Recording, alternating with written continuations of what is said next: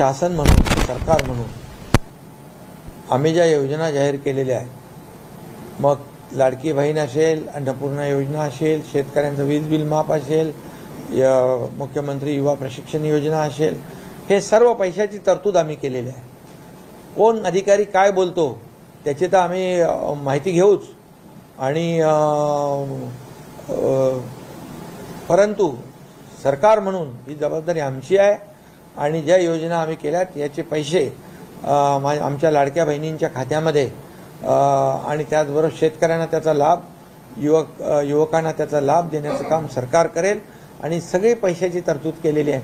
आता लाडकी बहीण जी आहे, ही लाडकी बहीण योजना जेव्हा आम्ही सुरू केली त्याच दिवशी सावत्र भावांच्या पोटात दुखू लागलं, आणि त्यांना कळेना असं झालं काय करायचं, आणि मग म्हणाले लाडक्या भावाचं काय। आम्ही लाडक्या भावासाठी पण योजना केली, मुख्यमंत्री युवा प्रशिक्षण योजना 6,000, 8,000, 10,000, हे अनपेक्षित आहे त्यांच्यासाठी, आणि म्हणून त्यांना हे पचनी पडत नाही आहे।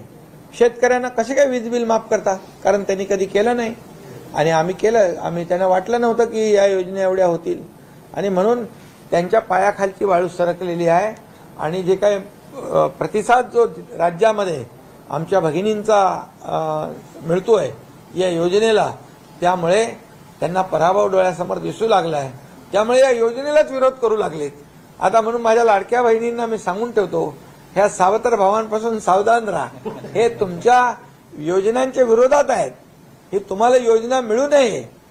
माझ्या युवकांना आणि युवतींना जे स्टायपंड आम्ही देतोय ते मिळू नये म्हणून ह्याच्यात खो घालण्याचा प्रयत्न त्यांनी चालवलेला आहे। परंतु सरकारने घेतलेली भूमिका स्पष्ट आहे, ठाम आहे। जे सरकार जे बोलतं ते करतं, आणि जे होणार आहे तेच आम्ही बोलतो। त्यामुळे विरोधकांना त्यांना उत्तर माझ्या लाडक्या बहिणी आणि माझे लाडके भाऊ नक्की देतील। लाडक्या